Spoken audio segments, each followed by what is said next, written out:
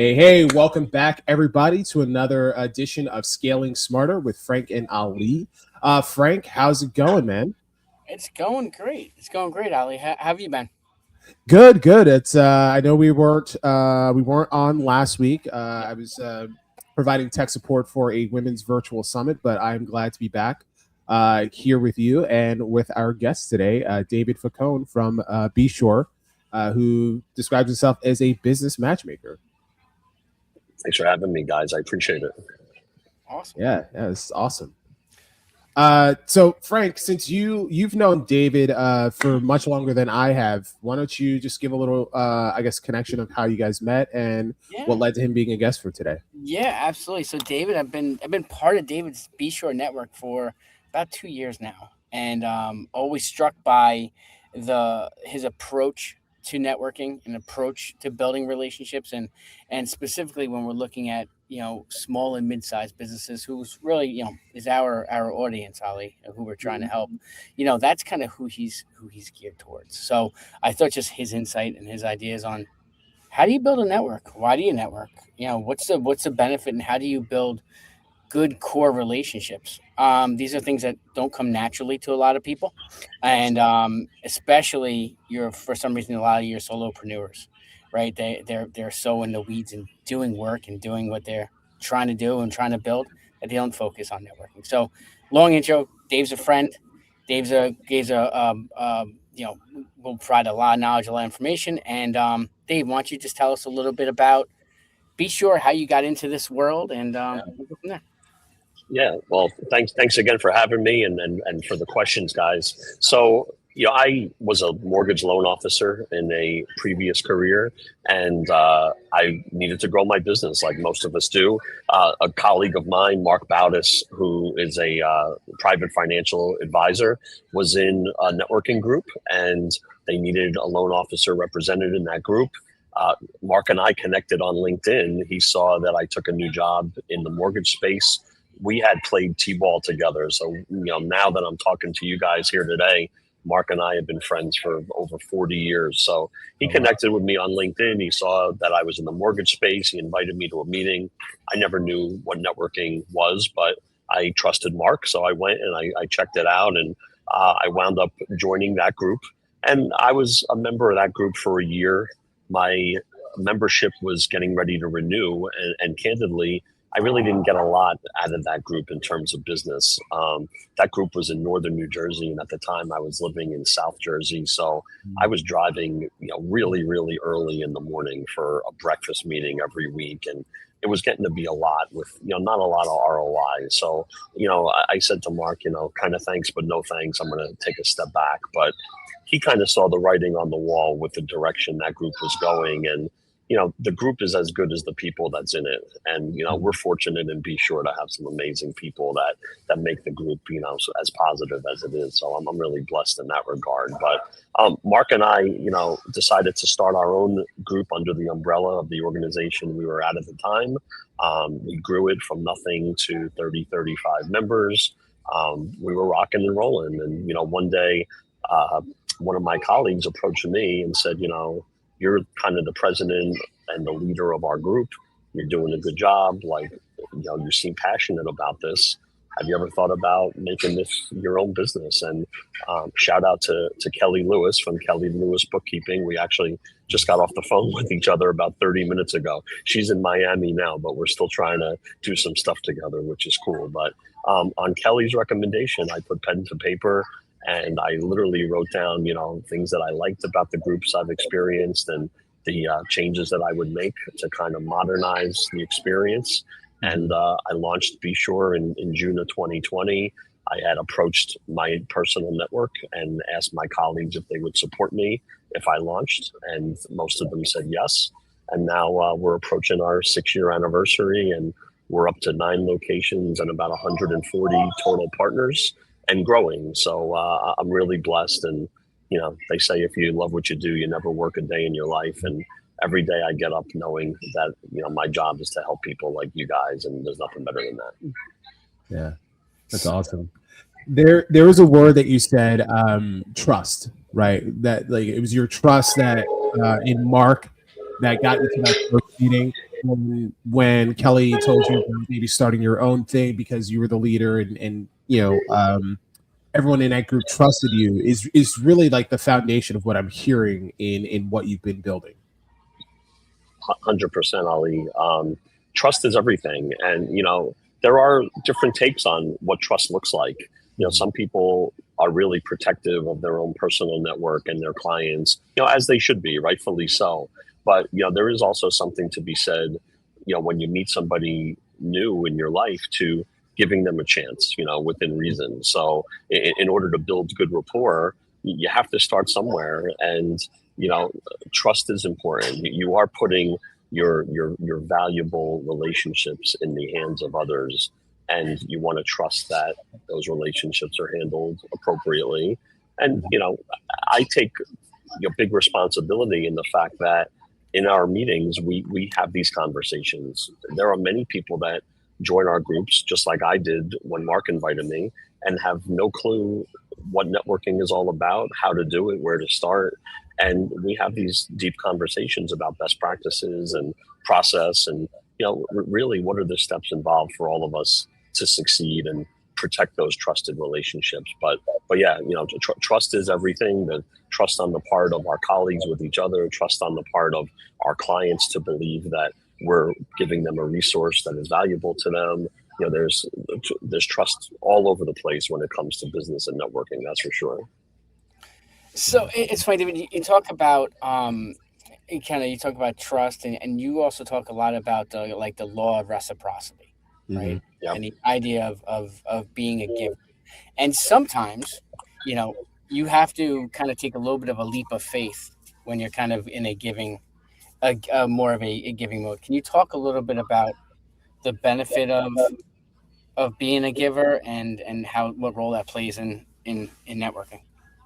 Totally. And, you could define giving in many different ways. I think to the new networker who doesn't know any better, a lot of times they look at giving as just passing a referral, right? Why do people join networking groups? They join networking groups to grow their business, to, increase their revenue. Like, that's high level, and on the surface, that's why people are joining these groups. But it really is a lot deeper than that.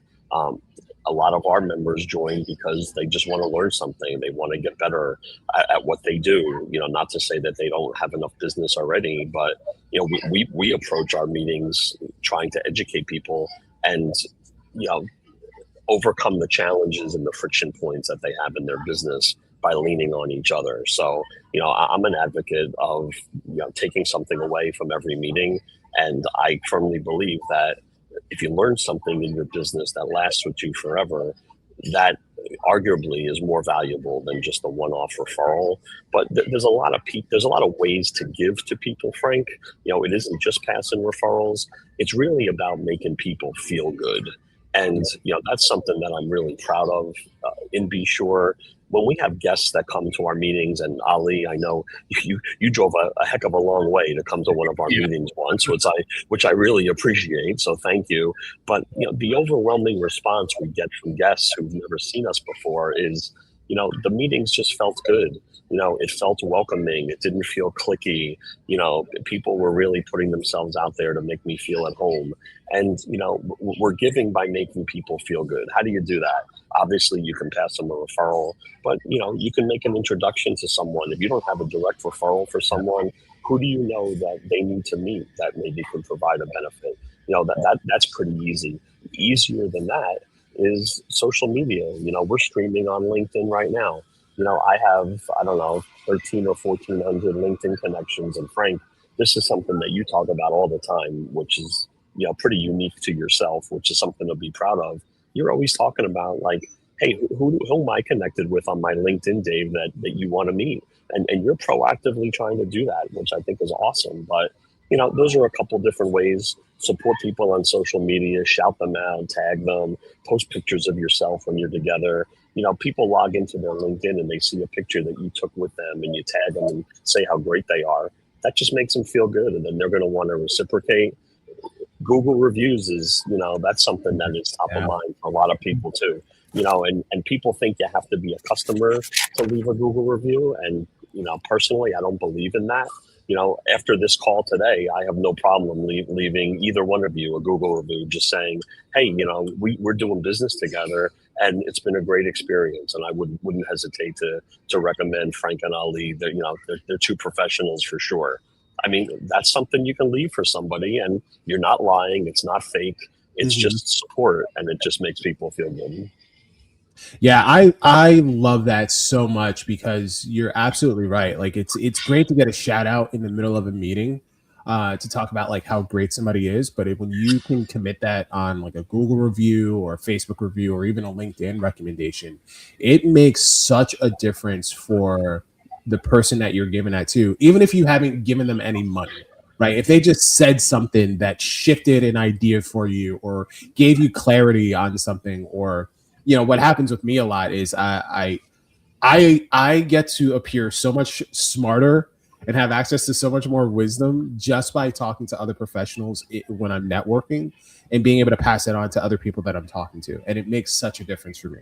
But then to go and give that review on Google makes such a difference for them. Yeah, and one of my mottos that I preach is structure and discipline leads to success. Before I sold mortgages, I was a car salesman, and I had a great mentor, 𝗿𝗵𝗵, who, he taught me the 8 steps to a sale.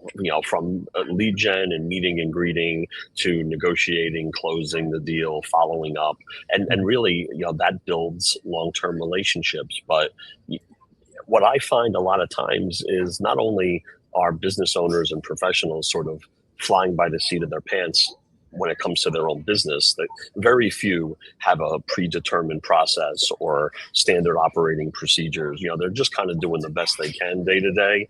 And they certainly don't have it when it comes to relationship building.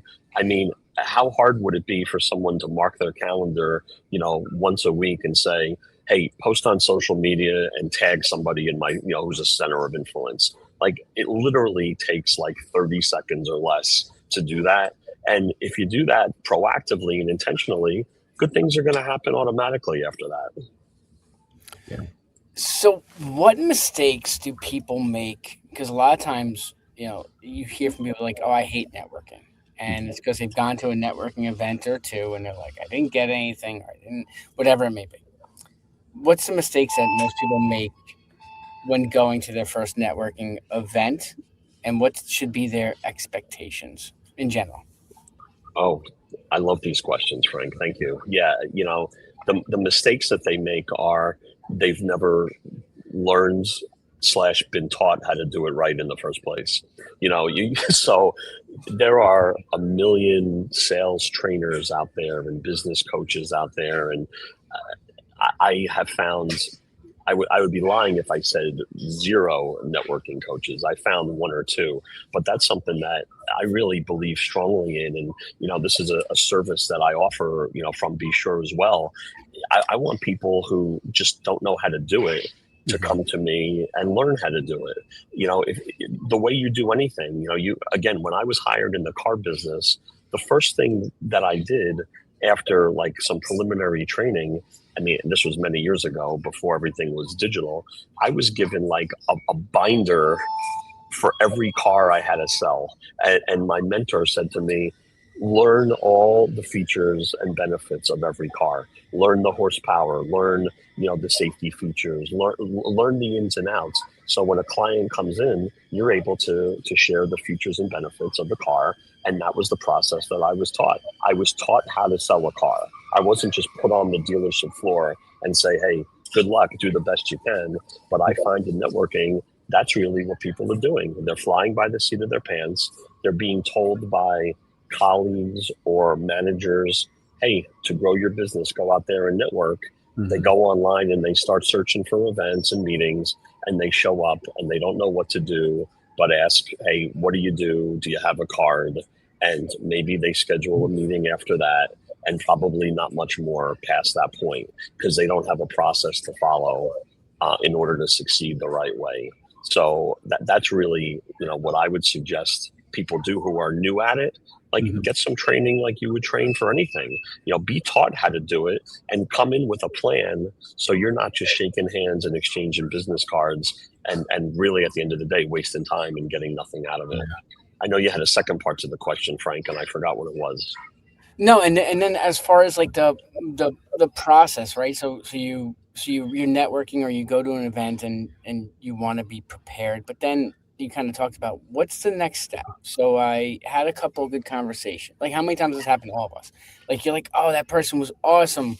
You had a good conversation, and all of a sudden, it's a month later, and you're looking at the card. You're like, who was that? Like, which person is that again? And you're like, I just email out of nowhere, like so. It's just like, what's your process in making sure that you're getting the most impact out of every? So it's really easy.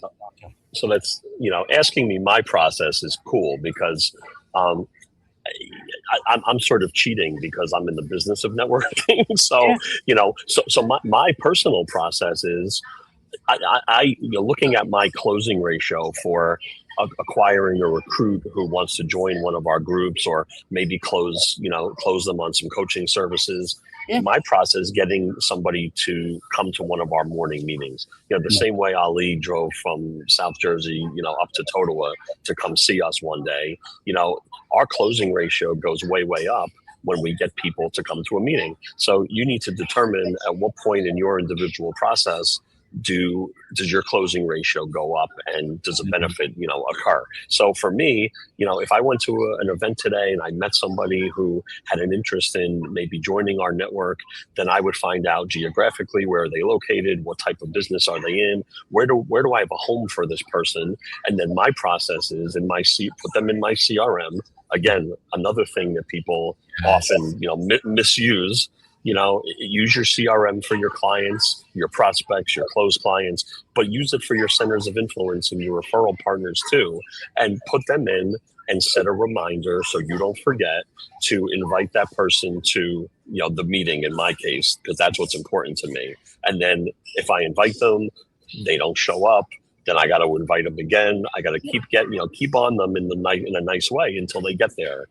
For people who are not in the networking space like me, you have to figure out at what point in your relationship can you either pass them a referral, can you go to an event together, can you make an introduction to someone. And it really does have to be intentional. You have to put them in your CRM, set a reminder, with copious notes that remind you who they are and what they do and everything to trigger your memory of them. And then say, okay, for someone brand new to networking, my advice is you go into a room full of strangers. Instead of collecting 30 business cards that you do nothing with, you can collect the 30, but out of the 30, find the one person who you vibe with the most and plan a follow-up meeting with that person ASAP. Call them the next day. Great meeting you. Hey, when can we get coffee on the calendar? When can we get lunch, or grab a happy hour beer and watch some March Madness? Like, whatever it is, get that meeting on the calendar. And if they say to you, oh, well, Frank, I would love to, but I'm going to Hawaii for the next 2 weeks. Hey, no problem. When are you back from Hawaii? Oh, April 15th. Great. If I don't hear from you by the 16th, I'm going to put a reminder in my CRM and I'm going to call you on the 16th. And that's just, that's running your business with structure. And you remind yourself of tasks, you make notes, and you treat it with the, sense of urgency that it requires. Hallelujah, man. You are speaking my language. Seriously, like CRMs and it's all comes down to systems and structure, right? That is the recipe for success for everything. And so everything that you were saying about using your CRM and how you organize it and putting those notes in and those reminders, like we think we are so much, like we're going to remember so much more. And I tell people all the time, my brain is for processing. It is not for remembering. So I will use every technological written advantage that I can to write down notes and reminders to follow up with people. And then I can actually just be present in the conversation. But being able to have that system for success and that system for follow-up truly makes a difference. I couldn't agree with... I'm sorry, go ahead. No, go ahead. I was just saying I couldn't agree with you more. Go ahead, Frank. No, and Ali, that's Ali's strength. So if anyone's just joining us for the first time, Wisdom Wayfinder, that's what Ali helps businesses do: get out of their own way, put in structures, put in systems so that they can grow, right?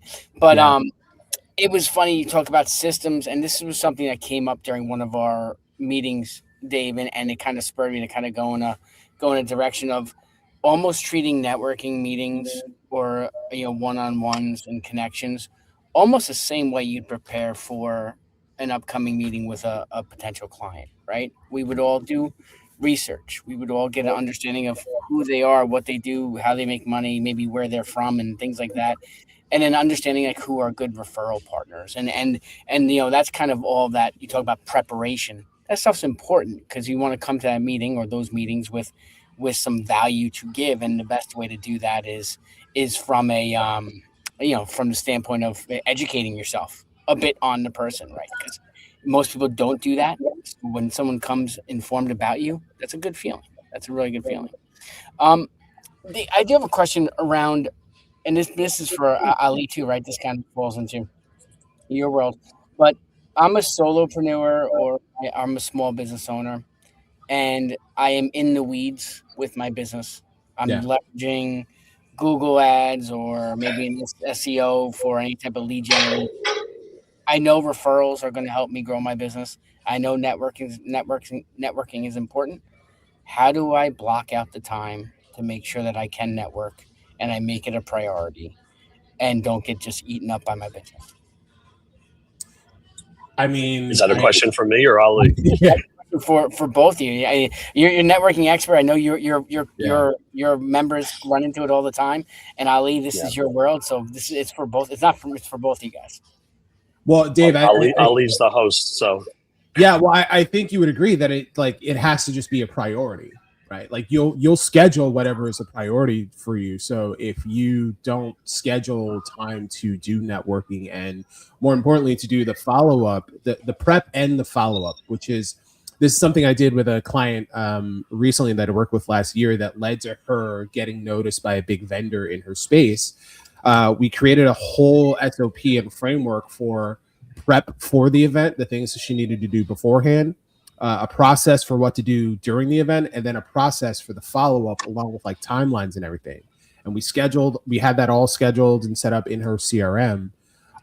But all of it starts with, it has to be a priority for you, right? And so you got to connect it back to like, okay, if you're going to grow your business, maybe you have all these other tools, but if you know that networking and building relationships is the key to doing that, then it has to be your priority and it's got to be scheduled in your calendar, and then building up everything else outside of that.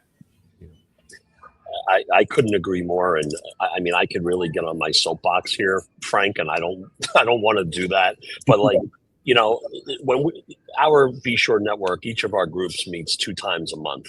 And, it's often enough that we stay in front of each other, but it's not often enough that if you miss one, you haven't, you feel like you haven't missed anything.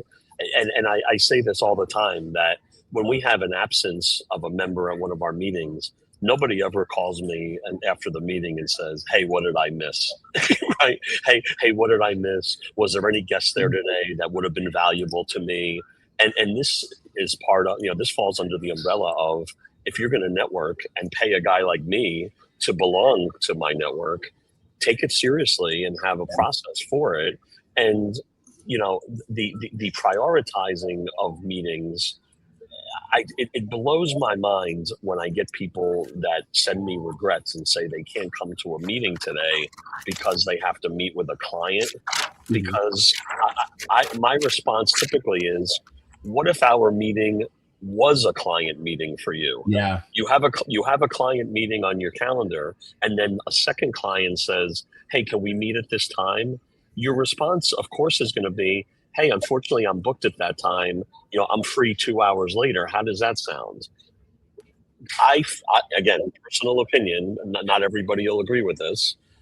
I feel you should treat a networking group meeting, whether it's 𝗵𝗫, 𝗨𝑇𝗵, BNI, whatever it is, you're there for a reason and a purpose, and you should prioritize that and work around it. And if a customer asks you to, whether it's a customer, whether it's you got to take your kid to the dentist, people should have some flexibility in their lives and say, "Hey, I'm paying to be involved in this group, and I want to maximize my ROI. And gosh darn it, I'm going to be there every single week, unless I'm on vacation in Tahiti, with my family, which I deserve. work around it. That client will not leave you if you tell them, hey, listen, I have a business meeting twice a month at that time. Can we do it a little later in the day? Like, they're not going to say, sorry, I'm going to go elsewhere. They would actually appreciate that you take your business seriously and you're trying to be the best person you can be. Yeah. And if I can add to that, there's, yes, you yeah, I'm gonna scooch over on the soapbox a little bit more. Let me join you on there. I'll hand it over.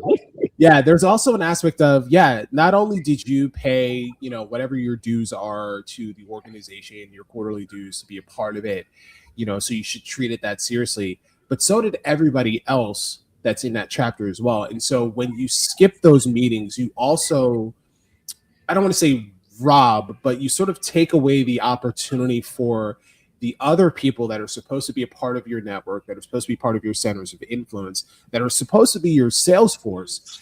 You rob them the opportunity of, their personal professional development and getting to speak about their business and having it heard, be able to test it out with somebody else. But then they don't get to also have, whatever the tip focus or the referral focus is for the week to improve their business. So that it's kind of like that two-way aspect. You're losing out for yourself in that sense, because you're not taking that part of it seriously, or you're just you're not holding boundaries with your time and with your schedule and having that integrity. But then you're also sort of taking away from the other members in the group as well. Totally agree. Yeah. That brings me thinking about something. Trusted network, right? So Ali, so obviously part of 𝗵𝗄, but Ali and I have developed a smaller trusted network of professionals that we've had on. We had on Faye before, and we've had on Seamus and Joe, and so when you're in a networking group, talk to us a little bit about the value of just that, outside of direct referrals to you, but the value of having a true trusted network as a professional.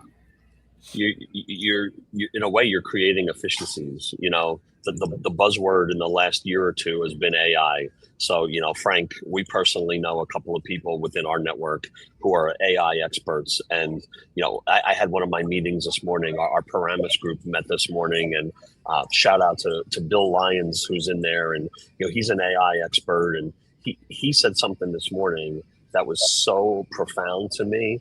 He said his goal in his AI business is to find the people who value the time they spend doing the things that they love the most, like being with their family, being with their friends, going to their kids' soccer games.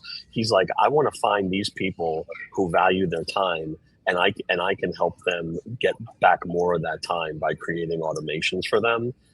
That's what your question reminds me of.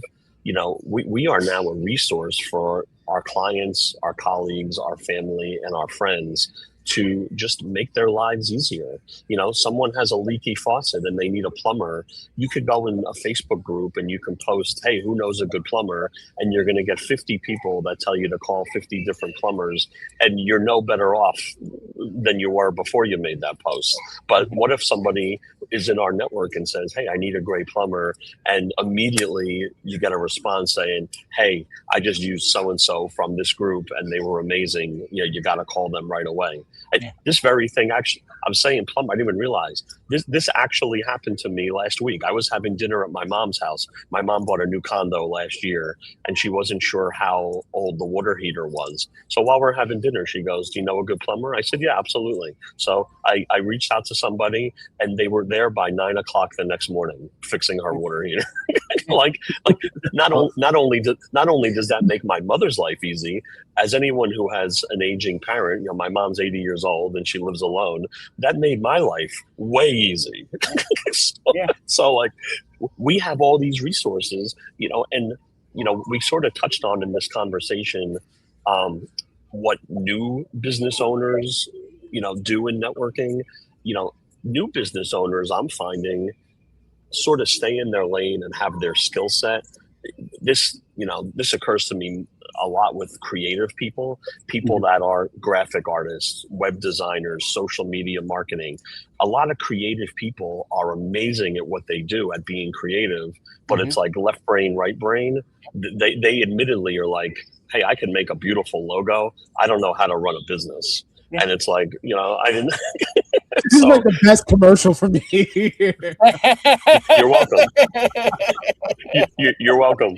But yeah, you know, I mean, I'm not going to name names, but, you know, actual individuals that are colleagues of ours come to mind who have said, I didn't know I needed business insurance. You know, I didn't know, I didn't know I needed E&O insurance. Yeah. You know, I didn't know that I should have a legal signed contract that, you know, would stand up in court if somebody doesn't pay me. Like, you know, these are the things we talk about all the time. And there are so many topics that we learn. I mean, I could go on and on, but I have a daughter in college. You know, she's 20 years old. In a networking meeting once upon a time, I learned that if you have student loans for your college student, you should get life insurance on them. You know, it's kind of, you know, you don't want to think about losing your kid, but if you lost your kid and you still had $250,000 in debt, that would be worse, wouldn't it? So it's like, oh my God, like these are things that we learn in our discussions that are business related, personal related, but really topical and relevant. And I mean, the power of the network is, you know, sort of indescribable and intangible, but it's very powerful. It's funny. I took that similar take from one of our meetings. Someone was talking about if a kid in college, 18, 19, 20 years old, they go and they get hurt and when they're away, right? You need to have a power of attorney for you to be able to kind of go and administer or make decisions on care. It's not automatic because they're an 18-year-old. And I shared that with a few of my neighbors who have kids in college, and they're like, oh wow, I didn't know. Would have never shared that if I didn't hear that in the first place. I mean, go ahead. Sorry. I was going to say, you reminded me of two. So first, real quick, one of our former members, that exact thing happened to him. His daughter was in college up in Boston and was on a bus going to a hockey game, and the bus crashed, and like 50 kids went to the hospital, and like he couldn't figure out what hospital she was in, how to take her care, and like so he experienced that. The other thing, which is sort of, you know, it's not funny, but I guess it's funny now that it turned out okay. I was literally in a morning networking meeting one morning, and my wife called me and said she got into a car accident on her way to work. And I was in a meeting with my chiropractor, my property and casualty insurance broker, and my personal injury attorney. All three of them said, call me and let me know how she's doing. If you need me, I'm here. I'm like, I mean, holy crap. Like that's so amazing that, you know, you just have these people to turn to forever. So real quick, we actually got a question. Kristen Connery asked, is Salesforce the best tool for managing partnerships, or are there other better CRM options? In your opinion, so. Yeah. In my to be perfectly candid, I'm not super familiar with Salesforce, but I will tell you this. I think that the decision on what CRM to use is sort of inflated. Like I'm a simple guy. Like if you have a CRM that can have email access, a calendar, and task reminders and notes, I mean, honestly, like that's all you need. I mean, honestly, like this could do it. You know, everyone has a phone. Like you don't even need any CRM if you want to use your phone. You just have to make sure you use it the right way. And again, it's saving contact information so you know how to reach out to somebody. And you know, phone calls are not a lost art. Everyone who's listening here, if you want to grow your business in high level, start calling people and stop emailing them and texting them. That'll change your business life overnight. Mark my words. But yeah, I mean, these CRMs that have the social media integration and the landing pages and the funnels, you can get so overwhelmed with all that stuff. Start from basics. Have a basic CRM that has contacts that you can save. You can make notes about people. Maybe it integrates with your calendar. That would be great. But something that just reminds you to do the tasks that are so important for your process and SOPs, to me, that's all you need to start with. Grow later. Yeah. I can tell you it's less about which technology you use and more of just how you use it. But if you're really looking for some kind of a recommendation, at the bare minimum, there's one called Less Annoying CRM. That's literally the URL. I think it's like $15 a month, and all it is a CRM, and you just store your information in there. You can create like different pipelines and all that other stuff. Another one that I recommend is like HubSpot. You can start for free. You know, that would be like my biggest thing, right? You can spend a lot of money on software, and end up killing your entire revenue and budget just on technology that you're not going to use. So start with the free tools, start with the least expensive, build up that habit that like Dave was talking about, like the process, the SOPs, create that structure, put it in your calendar, get the alerts and all that stuff. And then you can start to think about adding on features and complexity as you grow. Totally. I use Zoho right now for if anyone cares. I had Go High Level for a little while. I found Zoho was a little more user friendly for what I use it for. So and I like it, and serves the purpose. Yeah. Kristen says thank you. So you're absolutely welcome. Thank you for tuning in. We appreciate it. Yeah. So kind of I know you had a bit of a harder stop. I believe at 11:45. Is that still the case? Yeah, I'm about 100 yards from my next meeting. It's like 2 buildings over from where I'm sitting right now. So okay. No, I'm good for about another 10-15 minutes if we have it. No problem. All right, awesome. All right, cool. Awesome. You got a question, Ali? You want me to go? Oh, you got it. All right. So talk a little bit about just kind of. And I love this because it kind of ties into everything we're talking about. Every time we start a meeting, you have a little, you have something you say, and it's become kind of the ethos of the organization. Can you share that with us and a little bit about where you came up with that? Sure. So I start every meeting by saying, be committed, be humble, and be generous. So, and you can define these things in a couple of different ways. I think be committed to not only the group that you belong to, but be committed to your own business and be committed to your clients. Be humble is pretty self-explanatory. Appreciate all the opportunities that come your way, whether it's a direct referral, again, which is something to appreciate very much, or is it an opportunity to learn something, or is it an opportunity to meet someone that you've never met before, or an opportunity to have an experience in a room full of people that you never expected to be a part of, or a venue for a meeting or a fun event that you never had the opportunity to be, a part of as well. So, just appreciate what comes your way.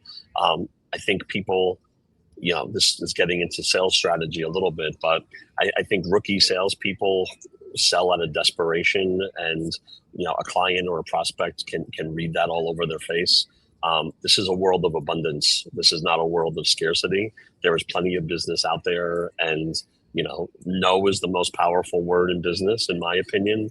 So do and take what matters to you in your business, and walk away from what doesn't, and be humble and appreciate everything. And then be generous is just that. If you want things to come your way, then approach networking and business as what can I do to help people? And if helping people helps you get paid, then there's nothing better than that. So we start every meeting that way. And in preparing for this call today, Frank, nobody ever asks me where I came up with Be Sure. and honestly, in almost 6 years, I haven't really ever even promoted it. But you heard it here first on Scaling Smarter. I came up with Be Sure. Sure is an acronym, excuse me. And I thought it was cool to talk about service, unity, relationships, and enterprise. So service to your clients and service to your partners, unity, coming together for, the better good. A rising tide lifts all boats. Relationships is just what it is. Value the relationships in your business and your life. And then, enterprise, what can we do to get better together? That's awesome. Never, yeah. Thank you. Happy to share that. That's awesome. All right. Ali, you have another question? So, yeah, we can do one more. Yeah. So I guess like this would be a question of like what do you see the future of networking look like, especially in this age of AI, technology, social media, but then these future generations that have grown up not really being able to connect with, sort of the I don't want to say the old guard, but those who were doing networking before technology really became a thing. Yeah, I see the future of networking. Two things come to mind, Ali. The first thing that comes to mind is it's sort of more valuable than it's ever been because, I mean, the three of us are here in New Jersey, where in the New York area, everybody is running the rat race and nobody seems to have free time and cost of living is high. And it's just hard to feel like you're getting ahead. So, like I mentioned earlier, the proper network creates those efficiencies in your life and provides the right support system. And, I think the future of networking is going to be a lot more masterminding and a lot more problem solving and a lot more helping each other get better and a lot less of, hi, I'm Dave and I'm a car salesman. If you know anyone that wants to buy a car, send them my way. Yeah. You learn that in networking real early on. And, at least in the 𝗵𝗁 network, I'm very conscious of that in our meetings. If we have a meeting with a guest, I think it's prudent that they hear introductions from our members so they know who we are and what we do. But if we have a meeting with people that have known each other for more than a month or two, let's talk about something else and use that time a little more wisely so we can learn from each other. So yeah, I think the future of networking is going to be a lot more just helping each other. And you touched on technology. I mentioned before our call, I was talking to my gal Kelly in Miami, and she hosts a regular seminar, sort of like what we're doing here with Scaling Smarter. And she wanted me to come on her next show, which is next week, and talk about the difference between, best practices for in-person networking versus virtual networking. And I am an in-person relationship guy. I know we're on a Zoom now, but the three of us have shaken hands plenty of times. So it's not like we're strangers. This serves a purpose so we can reach a wide audience. But, I think as technology grows, the same way I mentioned, get back to basics like making phone calls and avoiding emails and texts. There's nothing that can top shaking someone's hand, breaking bread together, and being face to face, eyeball to eyeball, and belly to belly. Steer clear of the easy technology and, go back to basics because, again, it's all about how you're going to make people feel. And it's real hard to feel good behind a computer screen or a text message. It's much, much easier to feel good when you're in person with somebody. 100%. I know Miles Notar would agree with you there. I've never met Miles, but I know he's the golf guy. I would love to play Hyatt Hills. I think he plays Hyatt Hills, right? Miles is the best. Miles is the absolute best. Well, and to that point, one more thing. Yeah. For those of you out there who maybe are new at networking, don't think you need 100 people in your network either. Like the Zooms and the Google Meets and Teams and all that. What purpose does that serve? I mean, you could reach someone who's not in your area geographically. I don't know why you would need to, quite frankly, because there's so many people everywhere. Like if you can't meet 5 or 10 amazing people where you live, then maybe you're looking in the wrong place. But, all you need is 5 or 10 rock stars in your corner and your business is set. You don't need to. And we have had some people, I won't mention names, but someone that Frank and I both know in 𝗵𝗁 approached me one day and just said, Dave, please tell me, what am I doing wrong? And I said, this was like a single person, not married, no kids. I said, you're at a networking event like 5 nights a week. I said, why are you networking so much? Haven't you met everyone you need to meet by now? Go back and meet the 5 or 10 rock stars over and over again and build those relationships. Stop meeting new people. You don't need it. Yeah, stop having 100 first dates and start having a couple of second or third, build some real relationships there. It's funny you say that, Ali. When I do some keynote speeches, I start out some of them by saying, "Hey, show of hands, who here in the room is married?" And and then I'll pick on somebody. Hey, where did you and your husband go on your first date? Oh, we went to the movies. I said, on the second date, did you get married? And they're like, what? I'm like, what do you mean? No, that's ridiculous. I said, well, it's ridiculous to think that you meet someone for the first time and say, hey, my name's Dave Faccone and I'm a car salesman. And if you ever know someone who needs to buy a car, I'm your guy. To me, that's equally ridiculous. Yeah, here's 60 grand right now. yeah, like you've built no rapport. We know nothing about each other, and not to mention there's a million, everyone is a dime a dozen anymore, whether you're looking for real estate, insurance, accounting, legal. Why would we choose you? What makes you stand out? Come up with an introduction that shows why you care about what the whole Simon Sinek thing, start with why. I don't care what you do. Tell me why you do it. What makes you different?